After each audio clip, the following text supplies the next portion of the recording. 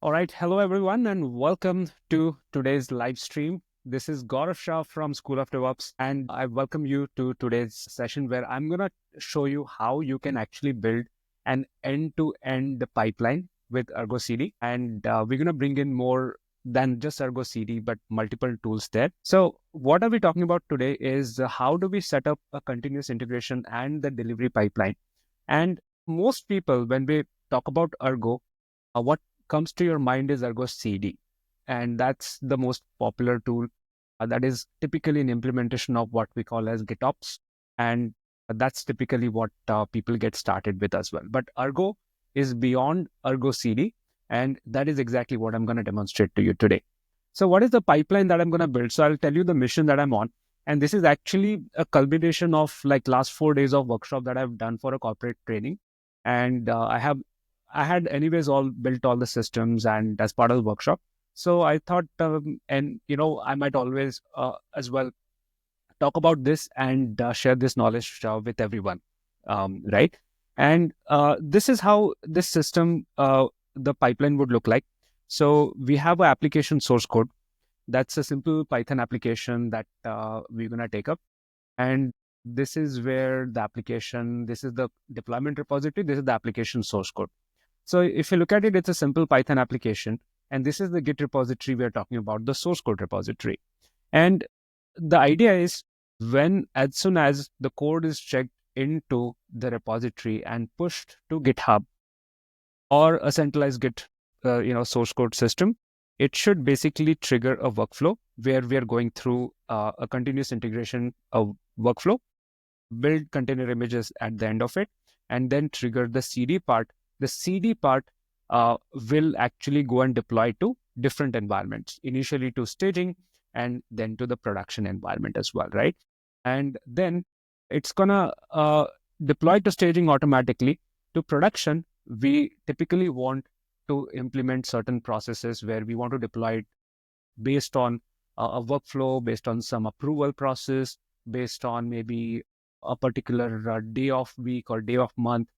So you can decide the release cadence, and based on that, you can set up the release as well. So it is like a manual knob. You have to press a lever, and when you do that, you basically kind of have it be deployed to the state production from staging to prod. So how will that look like is what I'll demonstrate to you completely, right? So initially, I'll be building or demonstrating to you how the CD part look like, how the, let's say we will also create different release strategies that will include blue-green, that will also include canaries, and so on and so forth, right? So how many of you know about blue-green canary? You can say yes, no, and you can mention which releases you have worked on, whether it is blue-green canaries or just maybe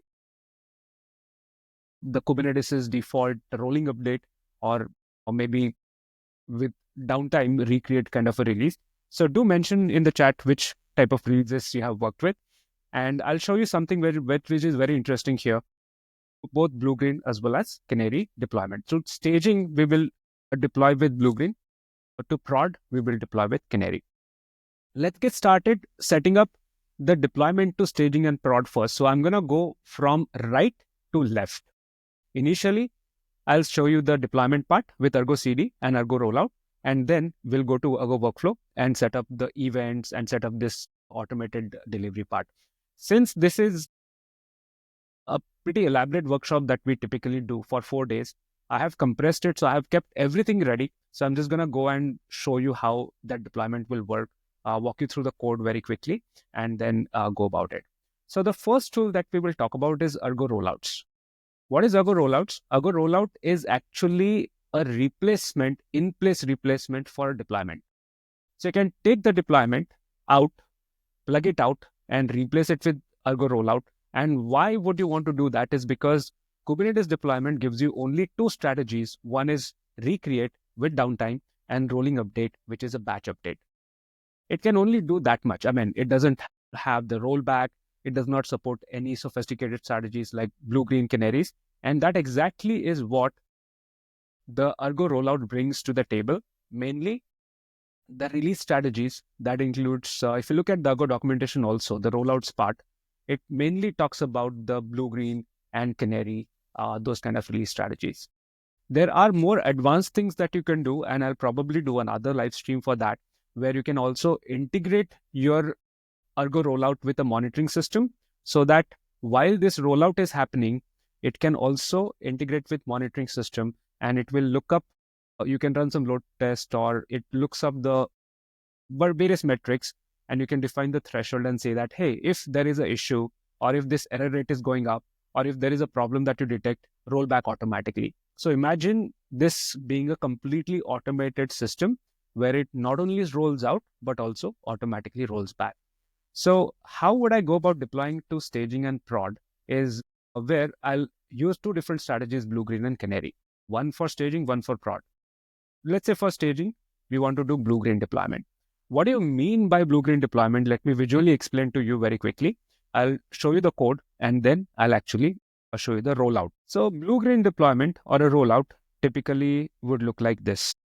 Let's say you have your service, and we are talking about it from the Kubernetes perspective. So I'm assuming that you already have some knowledge of Kubernetes deployment services, etc. And if not, think of this as a load balancer. Think of this as a bunch of servers on the backend. This is typically in Kubernetes' world a service, followed by a bunch of pods managed by a deployment or a replica set. We're going to replace that with rollout here. Now, what happens with blue-green release is you have one active service where your traffic is going to. This is your live traffic, all going to this 100%. And then what happens is you bring up another set of pods with a new version. So that's your version 2. So you're going to want to go from version 1 to version 2 essentially. And for that, you bring up a parallel set of pods. This is just a color code. Some call it black and red and black, or you can call it blue and green, whatever you want to color code, right? And basically the idea is you want to minimize the downtime to cut over from one version to another. At the same time, you don't want to lose a lot of time, or you don't want to have two different versions in production, right? So you either have V1 or V2. That's the key part here. Rolling update, what happens is some pods are with version 1, some are with version 2. If you want to cut over cleanly to a different version without much of a downtime, blue-green is a very good type of a release to consider. So what happens with blue-green is you launch another set of pod, warm it up, you may want to run some analysis on it, and then after some time, and there are various ways to configure this in case of Argo rollouts, right? You can, have automated promotion, you can do manual promotion, you can pause the rollout, have people test it, and then promote it, or basically go cut over to the new version and so on. In this case, I'm going to do it automatically, where I'll bring up another set of pods with a different service. This is my green version, and then it will wait for about 30 seconds and then cut over. This service will cut over to this one. So essentially what you are going to notice is this is where I'll start watching. On the left, there'll be blue version. I'll have the initial rollout. On the right, there'll be green version. And on the right, you'll see it upgraded first, and then it will cut over to it later. I'll show you how it looks like from the backend. This is a Kubernetes cluster set up with Argo rollouts, as well as ArgoCD part of it.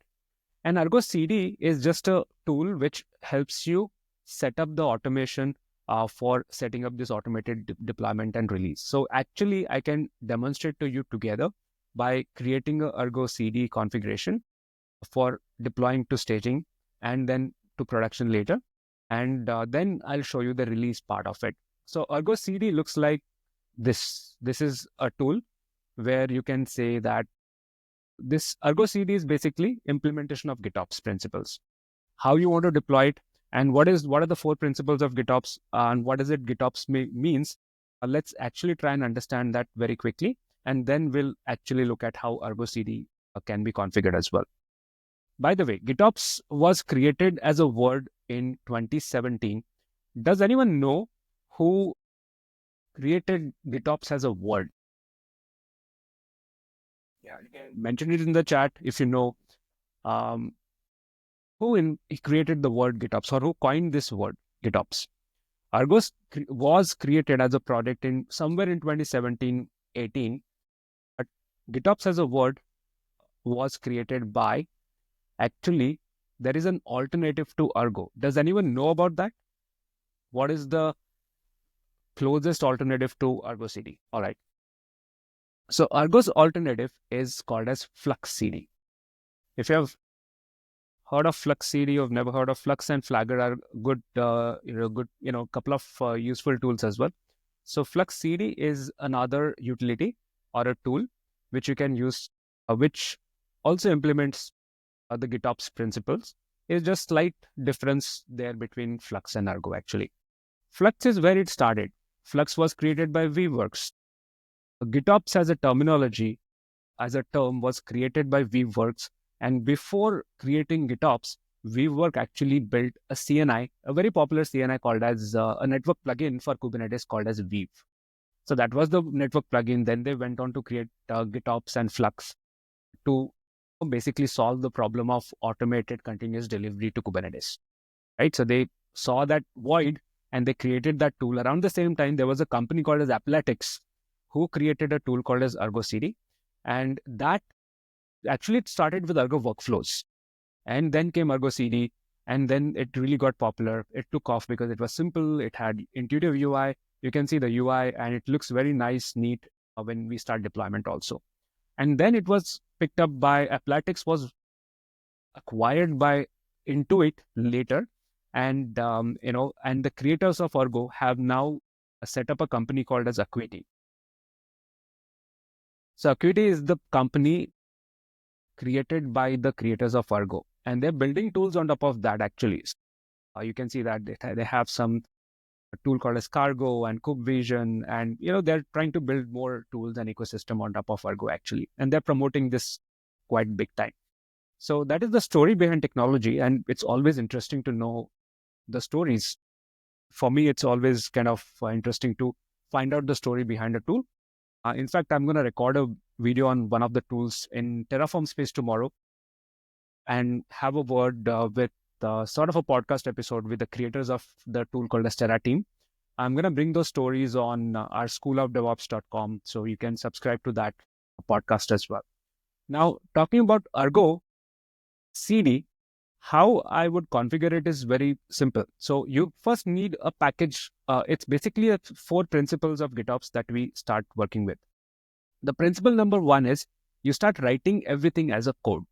That's principle number 1. And that's why you see GitOps being implemented primarily in Kubernetes, because in Kubernetes, everything is an API resource. It could be pod, it could be deployment, it could be even network configuration, security configurations like network policies and whatnot. Everything in Kubernetes is code. And once you write that as a code, what do you do next? The second principle says you store the desired state in Git. Simple, right? So you write code, you store it in Git. Principle number 3 actually reads apply approve changes automatically, but this actually means you are setting up the Git-based workflows. This is where you set up the branching models. This is where you set up the pull request. This is where you set up the approval process. This is where you set up all those best practices that developers have been building and using for years and years. And that's why the GitOps is the Git is the source of truth where you can build these workflows. And let's say you want to deploy from stage to prod, you will set up a workflow where you lock down the release branch. You will create a pull request based workflow. You'll only allow the changes to go to production when they are merged. And when they are merged and go to the kind of a release branch or a main branch, whichever branch you set up, you are applying those changes automatically. That's the principle number 3. How do you apply is where the principle number 4 talks about check and correct with a software agent. This is exactly where a tool like ArgoCD comes in, right? ArgoCD, FluxCD. So it basically looks at your Git repository for the source of truth, the code, and then deploys it to an environment that is your Kubernetes environment. How does it do that? That's what I'm going to show you. For this to work, you need to start writing code and store it in Git. And typically, in case of Kubernetes, you either write Helm charts or you write customized code. I have a code which is already available, and I have it in the form of what we call as a customized overlays. What is the purpose of using customize or Helm? Basically, you should be able to create configuration and overrides specific to an environment. For example, you have some common configuration, and then in staging, you create, okay, I want to run 2 replicas in staging. I want to run same application, same code, but the replicas count will be set to 6 or 20 prod, right? In prod, you have version 3. In staging, you are running version 4. That's typically how it is, right? So it promotes from staging to prod. So how do you create that configuration profile? You don't have to write multiple copies of the code. You write one copy of the code and then you override it or provide it as a template. If you override it, it's a customized overlay. If you provide it as a template and values, it is hem chart. What I have here is the customized overlay where I'll show you just one example that, okay, I have a rollout configuration where this is the base configuration that I have this particular image. I have these many instances and these many replicas I want to run. This is part of my base configuration. And then I will create configuration profile for staging and prod, where in staging, I'll say, oh, in staging, for example, I'm overriding the service. So in staging, I will run it on port 30,000. In base, I may have a different configuration. In base, I may not even run it as, let's say, a node port service, right? This is just a simple cluster IP service. And then in staging, when it goes to staging, the same service becomes node port so that you can expose it to the outside world. And then it runs with port number something like 30,000. The same configuration, when it goes to prod, it will run with, let's say, what is the port number? 30,200. So we are creating different configuration profile for the same application to be deployed in staging and production.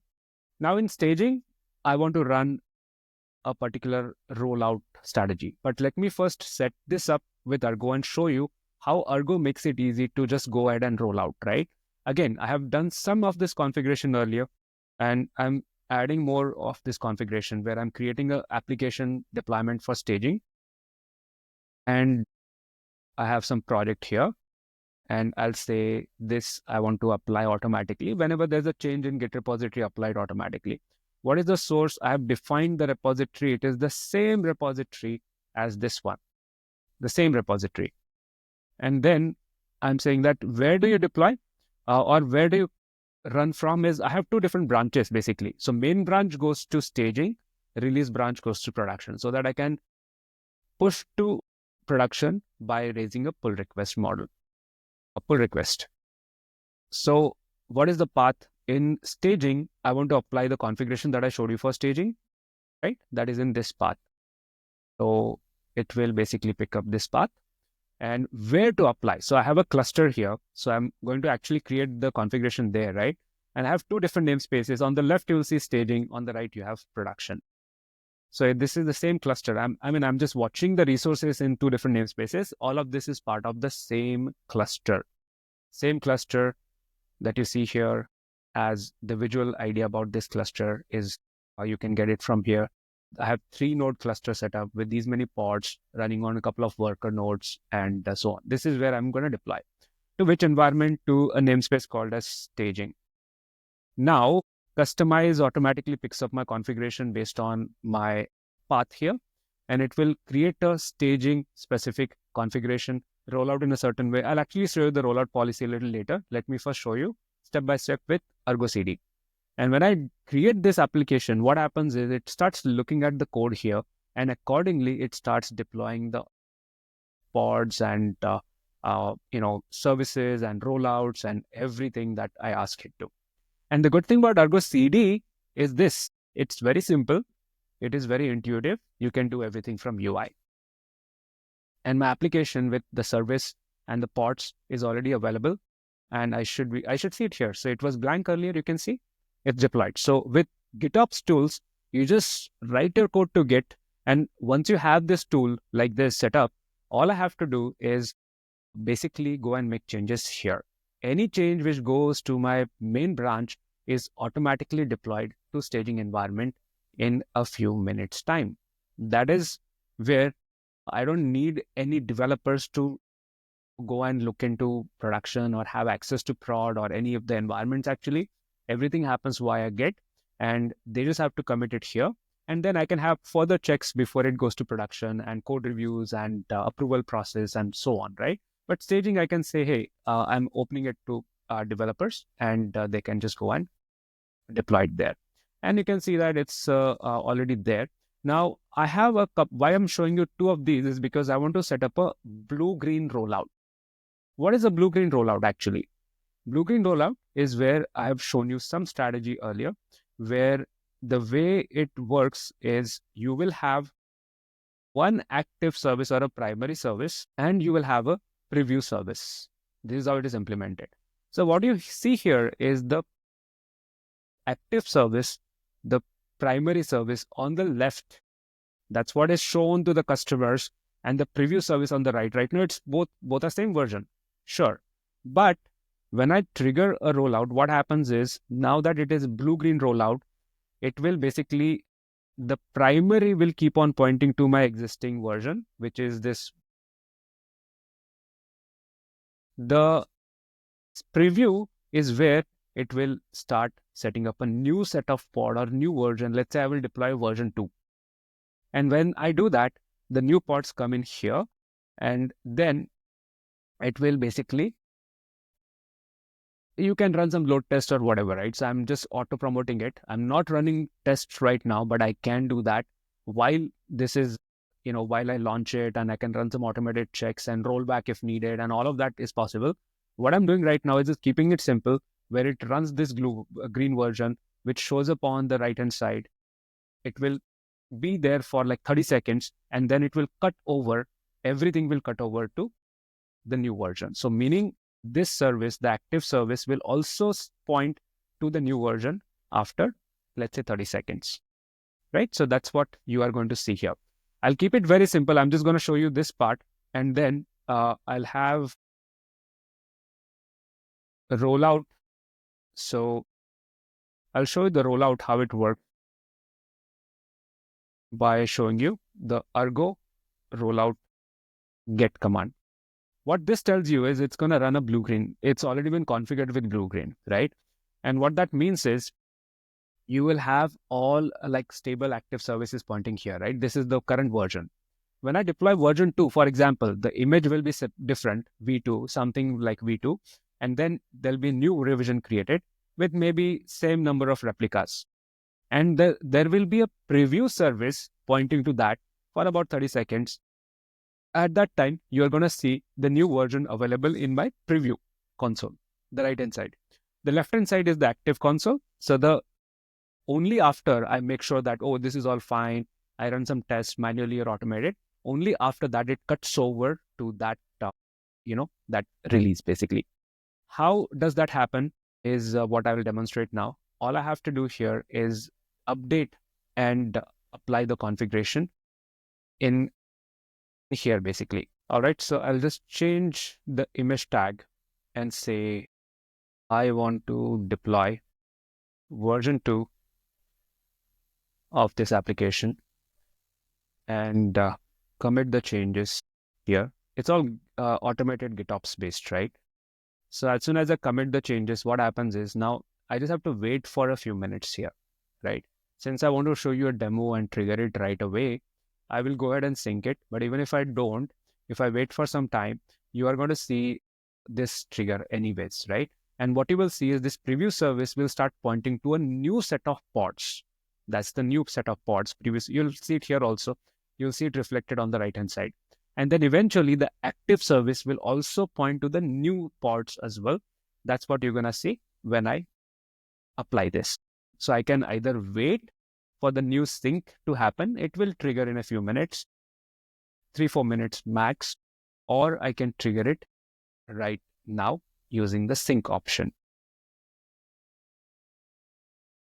There's a question. I'll just take a couple of questions in the meanwhile. So Siva asks, would this recording be shared? This is a live session, so you will have it available. I'm streaming it live on YouTube. So if you just go to School of DevOps YouTube channel, you will find it there. Most likely you are going to see it on LinkedIn as well. All right. So let me run the sync here. As soon as I trigger the sync, what happens is it picks up the new configuration. You can see that it has started running a new, like this is the green version, this is the blue version. It's green and pink, that's fine. But you can see that this is where my new version is, right? And preview service is pointing to V2. Stable service is still pointing to the older version. This is the older version. This is the new version. You can see that on the right. Right is where I can get the preview. I can warm it up. I get the preview. I can run some load test and whatnot. Right now, I just have a wait period of 30 seconds, after which it's going to roll out the new word. I mean, it's just going to cut over, right? So that you'll find out here. So, when it cuts over, it's very quick. There will be no noticeable downtime on the left-hand side when it cuts over. That's the beauty of having a blue-green release. It's a blue-green release. It's paused right now because there is a logic which has been added, which decides, and you can define all of this configuration, by the way. I'll show you a very quick overview of the code is what I'll show you, but it will cut over to the new version. The stable service will start pointing to the new version. And when that happens, on the left-hand side of that console, you see this is progressing. Active service cutover pending. So this will point to this set of pods, these set of pods. So this version is what you will see here for stable. So its cutover is pending, which means it's going to take a few seconds for this to happen. And once that happens, you're going to see this rolled out to V2. It's happened already. So you probably didn't see stable services pointing to V2 now. You probably didn't even see a downtime. Yeah, that's what happens. It may be a blip of a downtime if at all, but it will be almost minor, right? Almost negligible one. And you cut over cleanly to a new version. You're not looking at two different versions here, right? That's a typical blue-green release for you. How do you define all this configuration? Like what to do, which is the preview service, how long to wait, and all of that? That is where you have to write. That's what Argo Rollout brings on top of deployment. So deployment has a strategy where you have typically deployment strategy contains rolling update, max search, max unavailable. Here you will have a slightly different spec where you'll find the strategy being, let's say if it is blue-green, the spec will look like this. So strategy will be blue-green, and then you'll have an active service. Which is your active service? Which is your previous service? Do you want to promote automatically? How long to wait before you promote, and so on, right? So you have those kind of configurations, and that's what you see here added. So if you look at the strategy, that's exactly what my strategy is. It says blue-green, and then I'll say auto promotion is true. Wait for 30 seconds before promoting. How many preview replica counts? It's 3, because that's the reason why when you had new version, there were only 3 set of pods. Scale down delay second, it scales down. This version, the previous version, scales down after 40 seconds of the cutover. So you may want to keep it. So see, these intervals are typically in hours, right? Typically not just 1 or seconds and all in real life. Since we want to wrap it up and demonstrate this as part of a demo, I have it on a fast forward mode. And which is the active service, which is the previous service. So that's part of my blue-green strategy, right? Now, similarly, I can also create a canary release. Canary is more progressive. Progressive as in what? It progresses in batches. So it is similar to rolling update, but it slightly takes a different approach where you have, let's say, typically you will have some sort of a traffic controller like Nginx and so on, and you have some weightage. So you have an active service, you have a canary service, and then you'll start shifting weights in steps. Like 100% is going here to active. This is my canary. And then I'll shift 20% of the live traffic to the canary release. Now, what is canary and where does this name came from? Does anyone know? Hey, thanks, Gaurav. Good to see you here, and I'm glad that you're enjoying. All right. So the canary name came from the coal mines, actually. And basically what happens in coal mines is where a lot of accidents happen. The toxic gases are there. So how do you detect that and save human lives is where we're actually sacrificing canaries. So canaries are the birds which are very sensitive to toxic gases, and they'll die immediately. That's even if with a small traces of gases. And that's how they detect the toxic gases to save the human lives. Unfortunately, the birds die in the process. That's kind of, if you really look at it, that's what we are doing in Canaries, right? We're experimenting in production on a subset of customers. Exactly, right? So because we are sending 20% to new version, we're not sure how this is going to perform. If this behaves bad, we can roll back automatically. That's the part of Canary logic. So Canary will automatically do that. You can have some checks and monitoring, being done. You seek the monitoring data and feed it into the services, and also kind of look at whether to go ahead with the next step or whether to roll back. And typically, Canary has these steps: step one, step two. Step one is, 20% is going here, 40% is going here.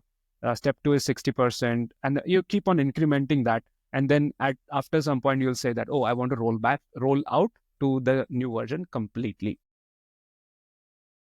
So in production, let's say in prod, we want to do that. So I have a prod environment set up on the right side here. And I have the code already written for the prod. So you see, this is the base configuration where we have blue-green. And then in prod, I'll override it. So again, I'm using some customization mechanism. So there is some ways to either you use hem chart or you use customize. So I'm using customize, which is a simpler way.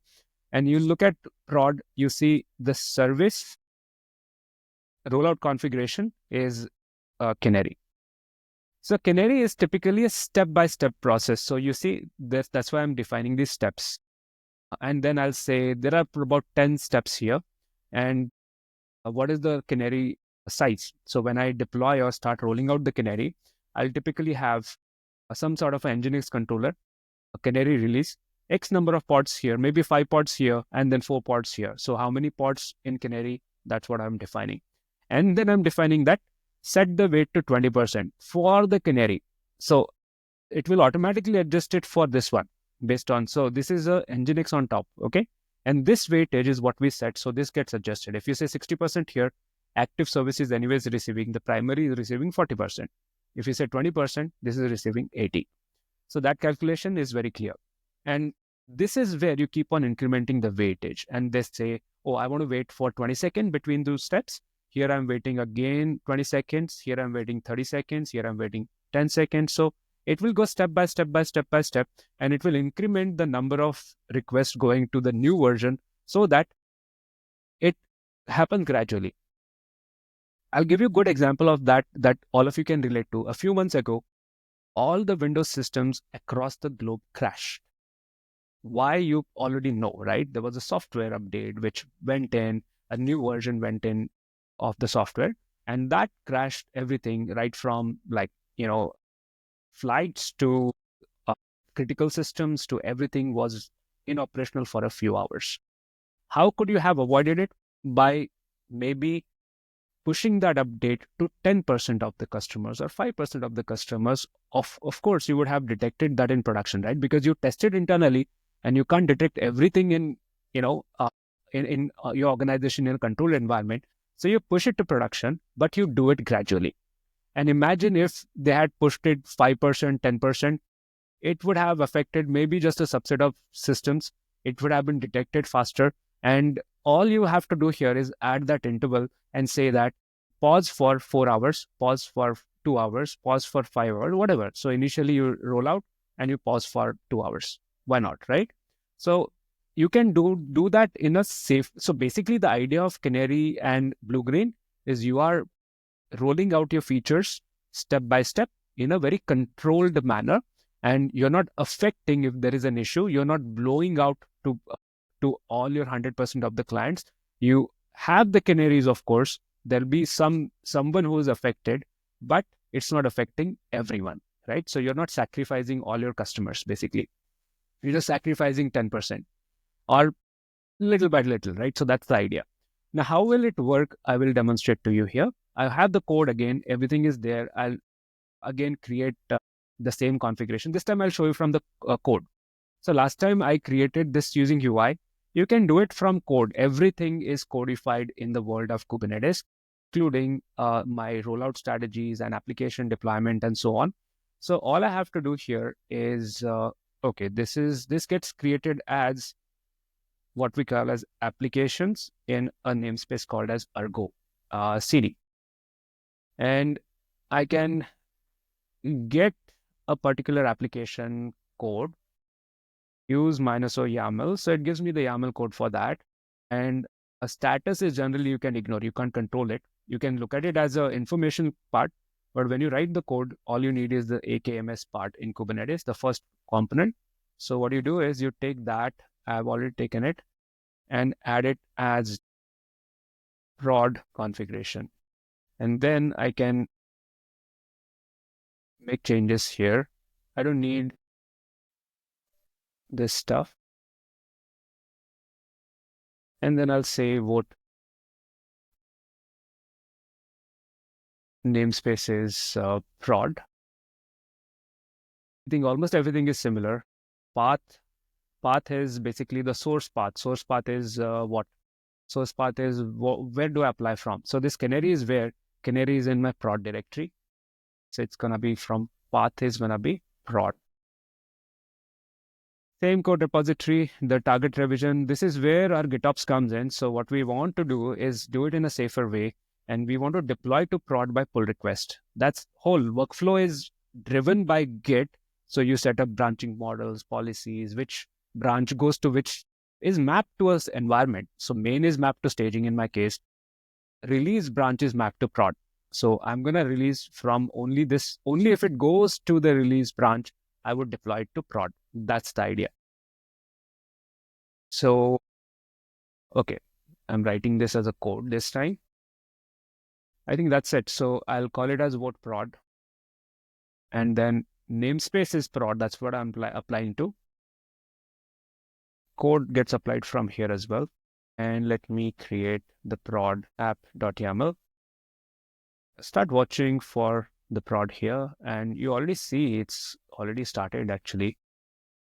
So it created this application. This time I did it from code. So you have a choice with Argo. You can do it from UI. You can do it from code. I just demonstrated how this would work from code as well. And this is the one. This is the one which is progressing. You can see this is much more elaborate because this is behind a Nginx, a kind of a ingress controller. So you can actually have the same code repository, but you can make difference in the way it gets deployed in staging versus production, and then deploy with specific configuration. In production, I'm enabling ingress. In staging, I just have node port. So you can create all such configurations and codify all of this and then deploy it with, then deployment part is where ArgoCD comes in. So it's a combination of various tools actually. Now, where is my prod? It's here. The left-hand side, you see, that's my prod environment. Board.example.com is going via ingress. Again, I have pre-configured this. It's going via ingress. Prod is the previous version already. Prod has a canary service also. It may be running on one of the node ports. This is the canary service, 30,300. I'll have it here, okay? So right now, everything is pointing to the same version, right? Just like how staging happened. Because production, the code is not gone in yet, right? When it goes in production, it will start triggering the rollout. I'll show you the rollout here. This time, I'll switch my context. This is a Kubernetes context that I'm talking about. I was watching staging. Now I will switch to prod. Start watching. Yeah, so this time it's a canary. Step by step, right? 10 steps at a time. Actually, there is a dashboard also. I had some issues configuring the dashboard. Otherwise, it looks even better, like how it's easy to explain. Things are being deployed here. This is a visualizer. This is simple visualizer to show you what is running where, but it doesn't tell you the actual release. We'll come to this is Argo workflow. We'll come to that little later. But let me trigger the prod release actually. How would I do that is by creating a merge request, pull request. Because my deployment to staging has happened from main, right? So main has this 14 commits, and that's where I have updated to V2. Now I'll just push those changes to production, promote it to prod by just raising a pull request. So it's just a matter of pull request to deploy to prod. Everything can be automated and put it in a process like this. In today's world of platform engineering, this is also another way of setting up the platform for the developers actually, right? So you have everything configured, and then you just say, hey, you take this, you use your familiar tools, and you stick to that workflow. You give them some golden paths. Okay, this is the wrong repository I'm looking at. I should be going to my deployment code repo. Argo Labs 3, and I'm just pushing from main to release. The moment it goes to release, it is ready to go to prod. That's what it means actually. And a couple of commits here. So yeah, it gets changed to V2. That's the main part. So let me create a pull request. We're deploying V2. So imagine this is what you have to do as a developer. And here you can add code reviews. And this can be kind of a streamlined process for ops people, DevOps people also, because everything is visible to everyone. You are doing code reviews, so you're following the best practices. You are only pushing. So this is like equivalent of pulling that lever that I showed you. So only when you pull that lever, that is only when you say, I am ready to deploy to prod, will it go to the production environment. I'm talking about this part. So deploy to staging happens automatically. The lever is pulled when you push the changes to release branch from main to release. When it goes there, only then this like, oh, you pull the lever now. And that means it could be release manager doing that. And that means you're ready to go to prod. And that should trigger very soon. If not, I will synchronize right now. See, it has detected a change. It has started creating a canary version. You can see that new set of pods coming in. You have different views here actually. And this tells me these are the new set of pods, right? And this will step-by-step deploy. And I'm watching this here. So these are the new set of pods. This is my canary progressing, right? 0 out of 10 right now. So it will happen step by step. The other thing that I will watch for is my ingress. This is in prod, and I will watch for kubectl get ing. And this is the one. This is where you'll see that traffic shift happen, actual traffic shift. Describe ingress. Don't worry, if this goes away, it will launch one more. Okay. Keep on adding typos. So you see, traffic has shifted. 20% of traffic has shifted to Canary. So you're going to see some V2s, and then it will keep on increasing the number of V2s as the traffic shift to 40, 60, 80s, and so on. So the traffic which is mainly going via the ingress is what we should be looking at. So you see some V2s. Let's forget about this. Some V2s, right? And still 60% is V2, 40% is V1, right? So that keeps on changing, right? It's a progressive canary. So it's like 20%, 40% customers we are releasing, and then eventually 100% customers, it's going to get deployed to when this weight shifts to 100, right? That's what is going to happen. And it's step number 8. That's where it is at. And you can add, again, within canaries, you can add automated analysis, checks, and whatnot. And I do that as part of my advanced Argo workshop as well. And basically, I'll show you some documentation on that. But it's basically almost done now. So what you can do is, so these are my lab guides. So experiment and analysis is where you can add like Prometheus and Grafana. So you can look at a metric. Like in this case, I would watch for latency and request volume. And based on that, latency will typically go high when you have a lot of load. So I run a load test. It's part of Canary. Then, so this, you'll find it here somewhere. So you have experiments you're running. I'm running some fitness test. Then I'm running a load test and then checking for the latency. And this is, you can codify all of this. This is automated, okay? So you just say that I want to run a load test. As part of this process, it's going to run a siege, which is a load test application. And then analysis template is looking at latency. If the latency is below 50 milliseconds, it's fine. If it crosses 50, roll back. That's what we are codifying actually. And running a fitness test before even Canary starts, we run a fitness test and see, oh, if this is all good, we do some final checks and then trigger the Canary and then incrementally keep on updating till we get to 100%. That is how it would work. By the way, if you have any questions, keep adding it. We will address it a little later. But that's the example of Canary release, right? And we have the right-hand side set up now. Now, I'll show you how the left-hand side would work. For this, I will use a couple of tools called as Argo Rollouts. And that's the example of Argo Rollouts UI. And then this is also the one, and Argo Events.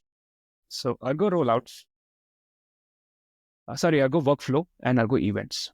Now, Argo Workflow is a very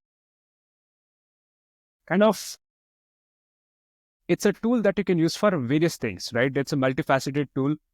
It's very flexible tool. You can make it work for any kind of automation. One example is CI. But for CI, you can also use specialized tools like Jenkins, Circle CI, GitHub Actions, and so on. And this is pluggable. Our system is pluggable. Our CD system is not dependent on CI. You can use any CI here.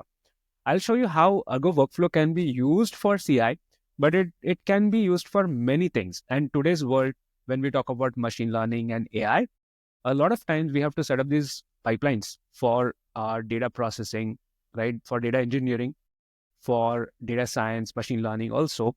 So a lot of these pipelines, especially when you want to run it on Kubernetes, Argo Workflow can be a very useful tool. There is, of course, other tools as well, like Kubeflow and stuff.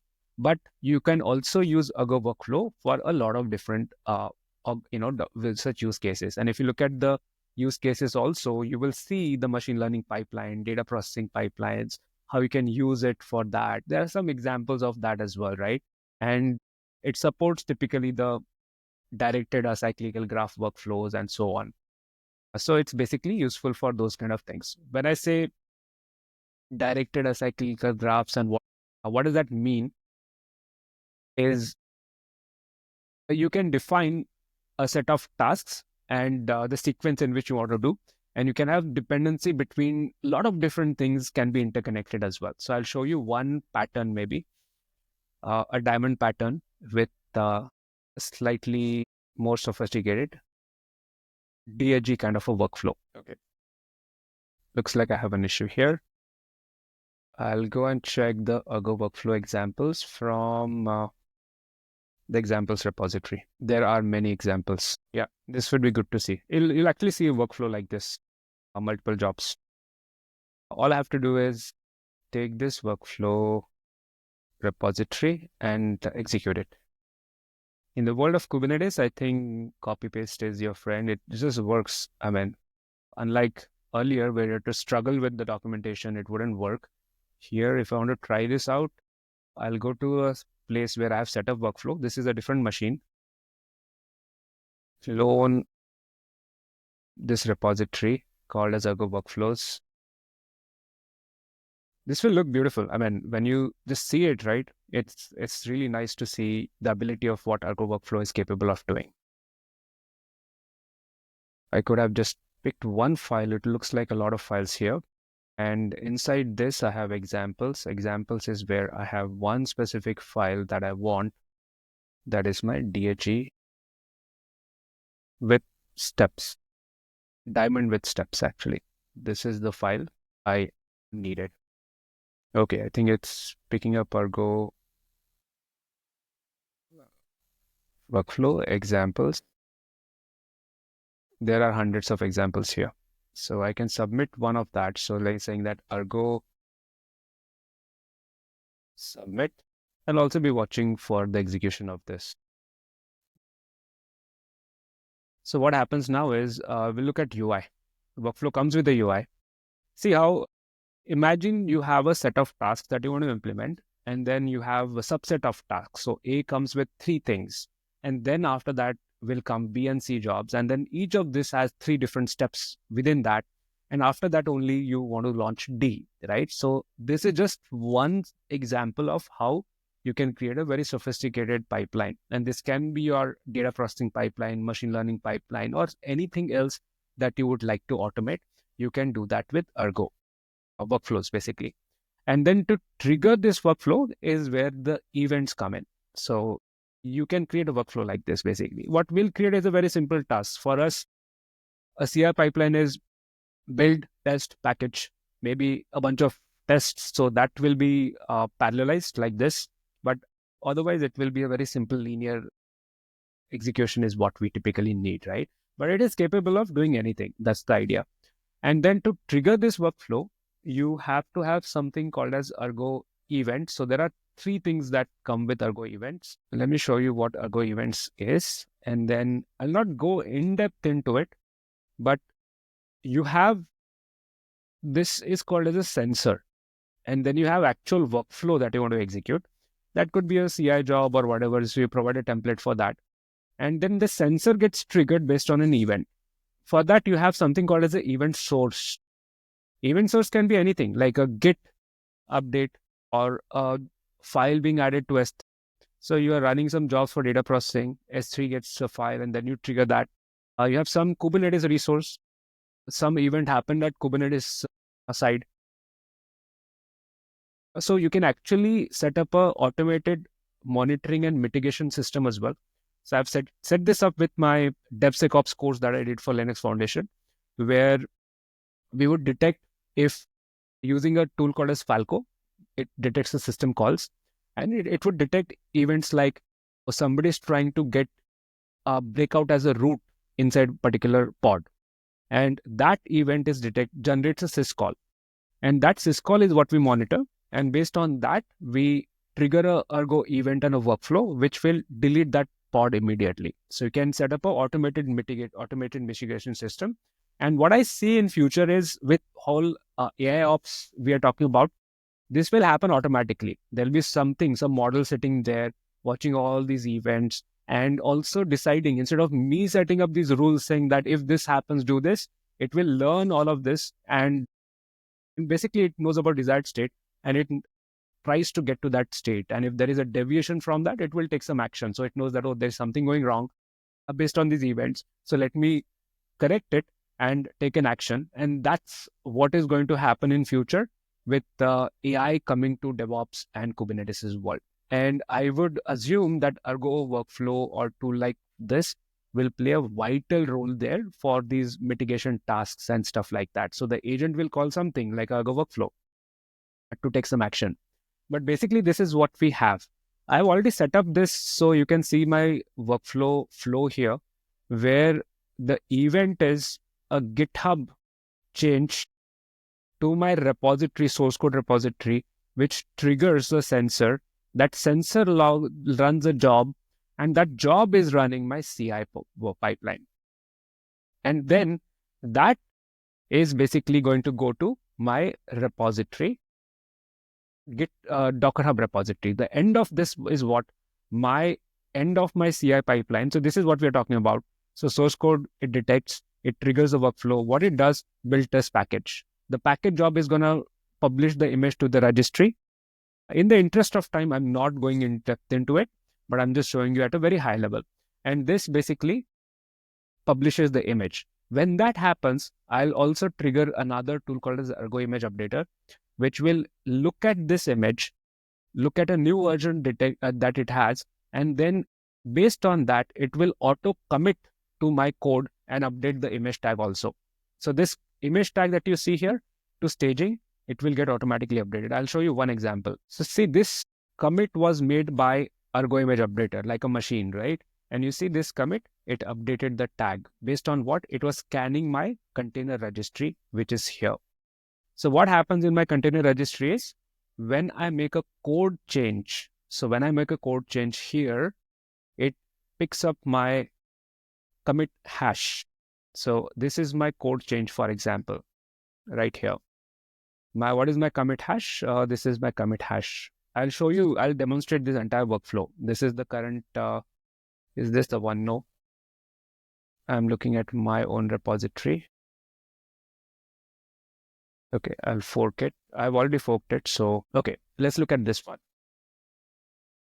So when I make a change to this, it should trigger this workflow. It should publish an image and it would go and update this code and everything. So I'm just going to add that last part where the Argo image updater knows how to update all of this.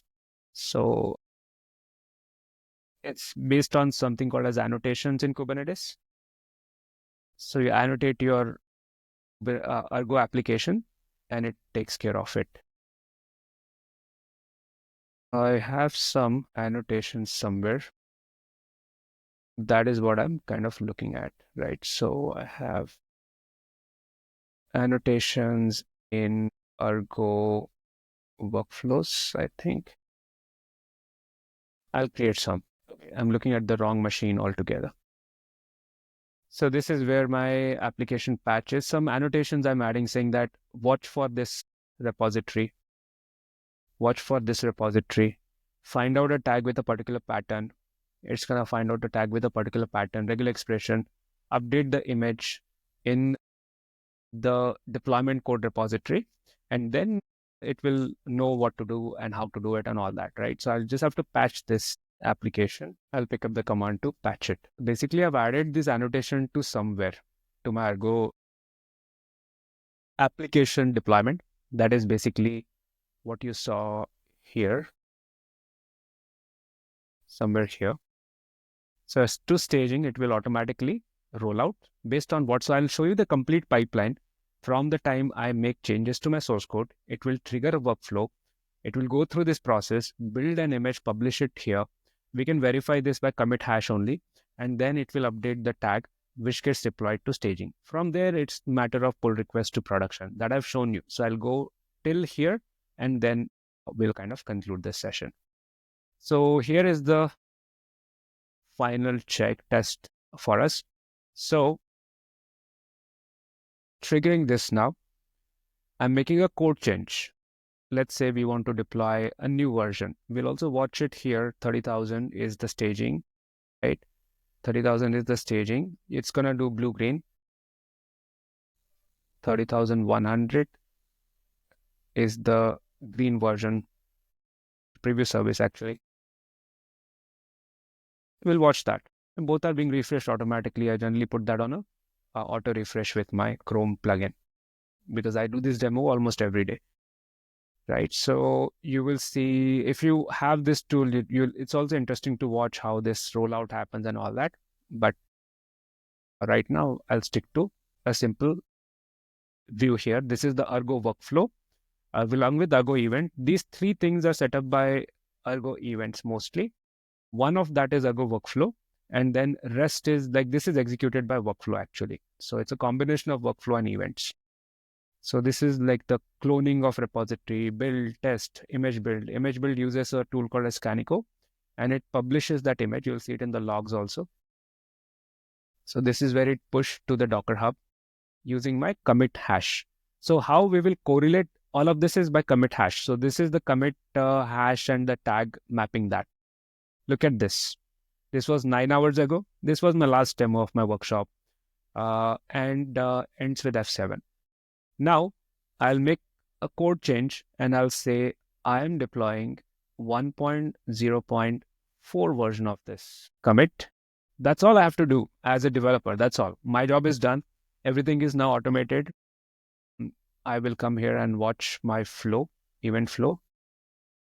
It will happen in 1 minute. So my cron job runs, this one runs in 1 minute. It can be immediate if you have GitHub directly talking to it. So there are a couple of ways of doing it. But within a minute, I should expect this workflow to trigger. That's the idea. It's already triggered. You can see that it's started, which means this has started. Build test package. Result of that will be an image with the same commit ID. Let me look at my commit ID. My commit ID, commit hash is, it's going to pick up the commit hash. It processes that. This is the 1 minute ago. Commit hash starts with 44, ends with 21B. Ends with 21B. Let's just watch that. This is the workflow. This is where we are at. Test and then package will come in. Right now it's doing build. If you want to watch, you can see it here. You can also see it like this from here also. So This is workflow. So I have to go here and say Argo logs latest. I can watch using -f. Too many files open. So it's not actually allowing me to get the -f part of it. Let that be.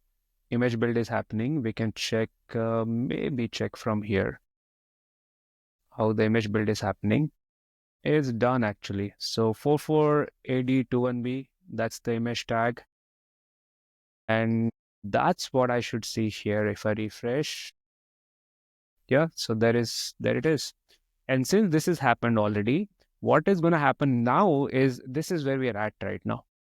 The image tag, a few seconds ago, this image was built by workflow, published it to the registries. Of course, I've provided the credentials and stuff. And now the image updater will trigger and auto commit to my deployment repo. My deployment repo and source code repo are different. This repo is different. This repo is different. This is only my deployment code. This is my deployment code. And if I go here, 17 commits, and you see committed now. So this is auto committed. As you can see, I'm still here. I didn't commit. I didn't do anything. It has automatically committed. And it's the same tag, which means ArgoCD is now waiting. It's already triggered. Not only waiting, it's triggered already. Automatic deployment. This is a blue-green. Now we are here. This is the 1.0.3. I think it was 1.0.4 version or something, or 3. Let me check. What do I have? So whatever I have here 3 minutes ago, 1.0.4 it should be. Okay, I think looks like there is something that didn't go through fine, probably. Because this is what the message should be. 1.0.4 should be the message when I see it here, actually. I will try this. I'll just check it quickly from here because this is where it should. Okay. This is the one. Docker run -idtp. I'm directly running that, checking what's going on with my image tag being this one. So whatever is in that image tag, it should be running. That is the idea. And it's 32769. 32769 is my IP. I'm testing it with the code directly. This is 1.0.4 actually. So staging should be running 1.0.4 in my opinion. And I may have to, I'll just try syncing it one more time. We'll see. Yeah, looks like it is doing something now. Yeah, it is rolled out now. I think it was a previous version or some other change which might have been pending and which it applied. But now it definitely has this, and this is a blue-green. So it will appear here in a few seconds, a minute. Yeah, so we are looking at the blue-green rollout, which is still in progress with my preview and stable. But if you have any questions, I think we can take the questions now. Okay, I lost my laptop here. I'll try to go to LinkedIn and see if there are any direct questions out there. All right, so all of this is actually, if you want to build a pipeline like this, all of this is actually part of our course as well, right? So I generally take this course. You'll find this repository is accessible, I think, to everyone. If you want to try this out directly, you can do that. I'll share it on LinkedIn. I'll try to share it on the live chat. I think that goes to YouTube, hopefully, right? So you can use that. You can also go to, now our new site is campus.schoolofdevops.com. That's read. I made some changes today. So you can go to campus.schoolofdevops.com or schoolofdevops.com directly. And there is a course on Argo. In case if you are interested, you can take that as well. If the live stream is published on LinkedIn or YouTube, I will share the access to that as well. But are there any questions that you would like me to address right now? Yeah, if not, I think this is what Argo is capable of. I just demonstrated this entire pipeline to you. This has been created with Argo events is what triggers this. A workflow runs this, publishes the image to the registry. Then comes the Argo image updater, pushes the changes to my repository, a main branch. From there, I can deploy to production by raising a pull request to, let's say, the release branch as well. That is all it would take to go from my Git repository to the production, right? So it's all automated process. This is manual, of course, because that's what we want. This is pull request, and that's based on Git-based operation. That's why the GitOps tool, right? Now, GitOps is primarily in Kubernetes now, but there are other tools which are coming up as well. For example, in case of Terraform, we have Terra Team. I'm going to talk to the founders of Terra Team tomorrow, and that podcast will come up on our platform very soon. There is another tool similar to that. I think it's called as Atlantis or something. Yes, so these tools are also GitOps tools. So similar thing, but for Terraform. So you can also explore tools like Terra Team or Atlantis, which are for Terraform. Very few people know about this. ArgoCD, FluxCD is also very little known, but it's good tool for it. Just a pull-based model versus Argo is a push-based model. So slight differences there. Argo is easy to learn, easy to get started with. It is pretty sophisticated. As you can see, this kind of a pipeline, you can build it with Argo. And Argo is very, very widely used today. So if you are in the world of Kubernetes, if you already are a DevOps professional, Argo is something definitely going to help you to upskill and take it to the next level, right?